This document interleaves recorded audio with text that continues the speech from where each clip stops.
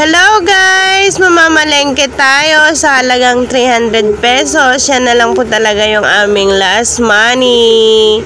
So, kailangan ko pong magluto ng aming pagsasaluhan para sa moving up ng aming baby. Paano ko po ginawa? Just watching! Just yun nga guys, bumili akong 50 pesos. Gusto pang itadta rin. Sabi ko wag na. Oh my God. Kasi iihaw ko naman. So, yun nga guys, namalengke tayo. Ito ka pala yung mga binili ko. Ito yung computation guys. So, yung 300 pesos na dala kong pera, may sukli pa talaga. Inabot ko kay Mister. 50 yun, tapos may bariya. Yun nga. Diba, ang galing. Panoorin nyo kung paano ko ginawa na nakapaghanda ako ng pagsasaluhan namin na sobrang natuwa yung mga bata. Kahit napakasimple lang yung ginawa ko, pero wow, nabusog kami. Yan. Birthday ko? Ngayon. Ngayon, graduation mo.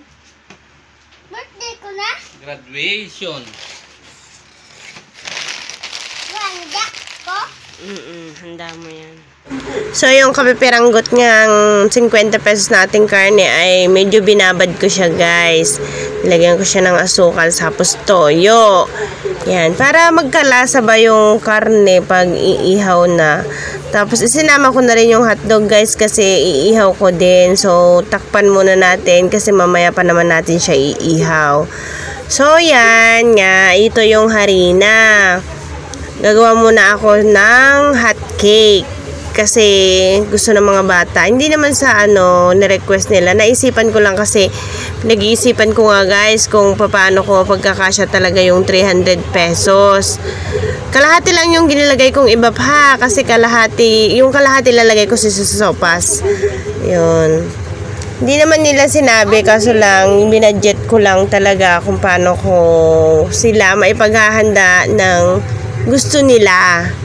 So, yun nga guys, alam nyo ba, natutuwa ako kasi tuwing magluluto ako ng pagkain, laging sinasabi ng mga anak ko, wow, mama, thank you!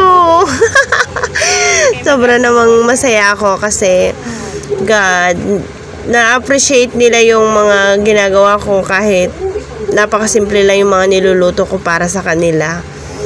Siya guys, ganyan na siya oh. Isang baso ata na idagdag kong tubig. Kasi kailangan malabnaw lang. Medyo malabnaw na hindi naman. Ewan ko kung anong resulta ni Ray.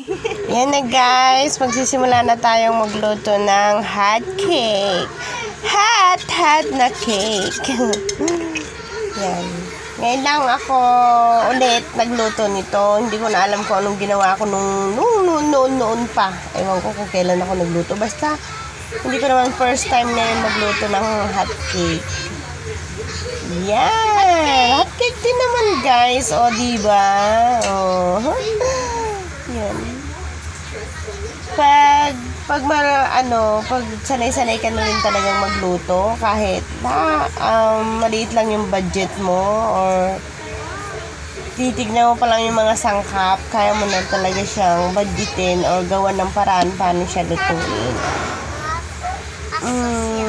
Tsamba-tsamba lang din naman yung mga ginagawa ko guys. Hindi naman ako expert sa pagluluto. Pero, aminin ko, yeah, parang, mahilig talaga akong magluto. Kahit ano-ano lang, ginagawan ko ng paraan paano ko maluto. Yun. Paulit-ulit ka naman, Risa eh. Sorry na guys, wala na kasi ako may kwento sa inyo maliban lang dyan. Para hindi kayo naiinip na nanonood ng aking napakasimpleng video. Yan. Sana nagkakaroon kayo ng tip or kaalaman kahit pa paano sa mga ginagawa kong to. Sineshare ko, ganun. 1/4 lang yan guys, yung macaroni. 18 pesos. Yan. So, basta yan niluluto natin ha. Yan, paminta. Doon na yung gulay. Eto na guys, yung kalahating gatas. Lalagay ko na. Wala akong sahog guys dito sa sopas. Pero okay naman siya, masarap kasi kompleto naman. Meron siyang magic sarap, may asin, may gatas, di ba? Ayan, ang sarap. Yun, mag-iihaw na tayo guys. Ito na pala yung minarinate kong 1 kilong baboy. Choke lang, 50 pesos. Yan yung bingo. Gawa tayo ng sausawan ng ating inihaw na 1 kilong baboy. Baka maniwala naman kayo, 50 pesos lang yan, oh. Kapipiranggot, oh. Pero kasya na talaga sa amin yan, guys. Oh, di ba? Yummy, yummy. Kakagutom. Tapos nagtimpla na rin kami ng juice.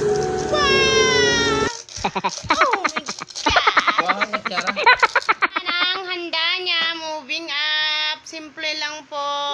Pero sa halagang anak, 300 pesos. 200 lang ba yun? Yan, meron po kaming cupcake, may sopas, saka hotdog, and then meat. Oh, let's eat na, guys! Yan na po, guys. Kain po tayo. Simple lang po yung aming handa na pagsasaluhan. Let's eat!